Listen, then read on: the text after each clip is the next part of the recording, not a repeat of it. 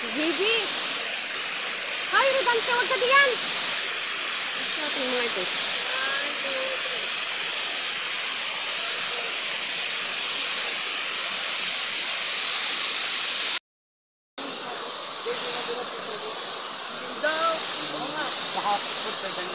Dali na, isa pa. Kami din ito.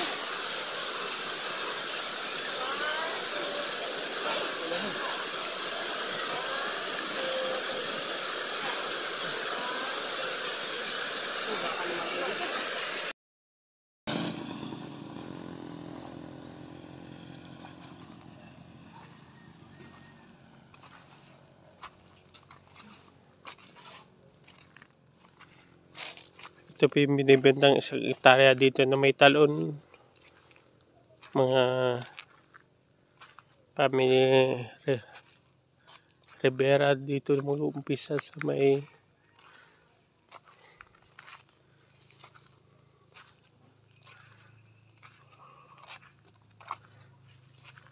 ayan. Dito na mag-umpisa sa may Malinis. Ito yung pinaka-boundary.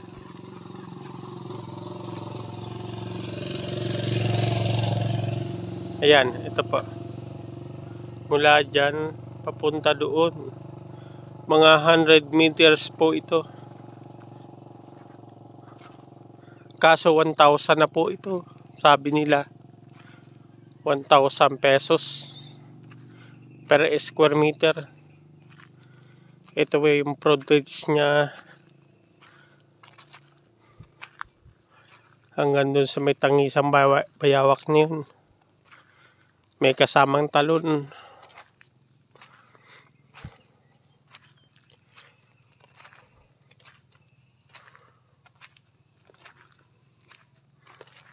Updated ang tax nito sa munisipyo.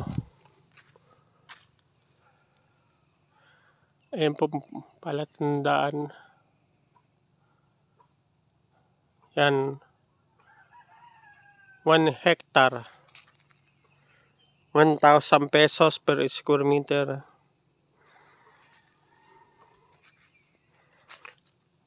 Ang boundary nito doon sa may Tangisang Bayawak na yan.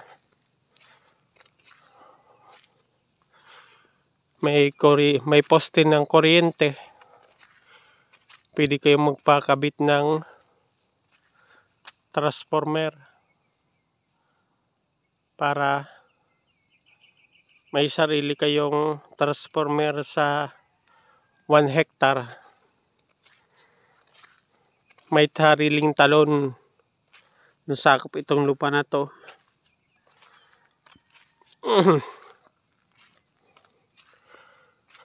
Tax declaration ang papel. Pero 1,000 pesos per square meter. Tabing-tabing BGMP. Itong lugar na to. Kulungan ng General na Quezon.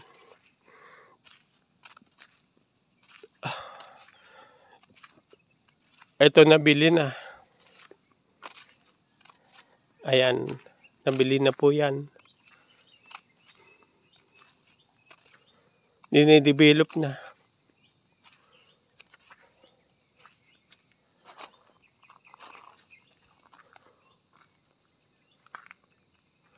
Ito yung pinaka-boundary ng 1 hectare.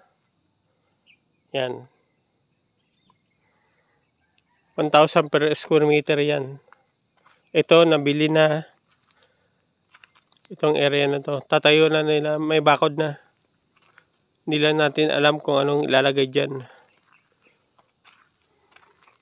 Ang ganda ng kubo. Kubo pa lang yan. Ganda oh. Yan. Overlooking view. Itong 1 hectare na to. Makikita mo dito ang kabundukan ng General na Quezon. Ayan oh.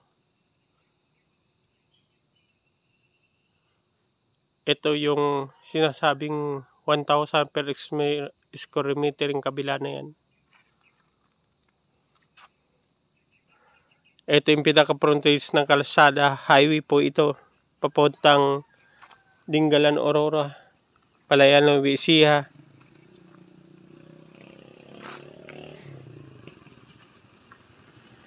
Napakaganda po ito sa mga investor na gusto. May plano kayo sa tabi ng BGP, ito po, bilhin nyo na po ito. 1 hectare, may sariling talon sa baba.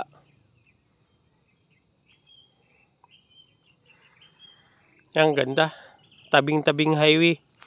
Ang frontage na sa karsada, mga 1,000, hindi pala, mga 100 meters po hanggang dito sa boundary. Kasi hanggang doon sa may nyug na yun, patahilis. Yan, 1,000 square meter per square meter. May sariling poste ng kuryente.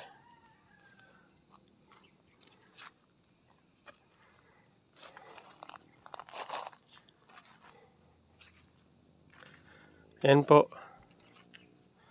Yan, maraming salamat po. Ako po si Super Yayo TV na nagpapasalamat sa lahat ng nanonood ng aking channel.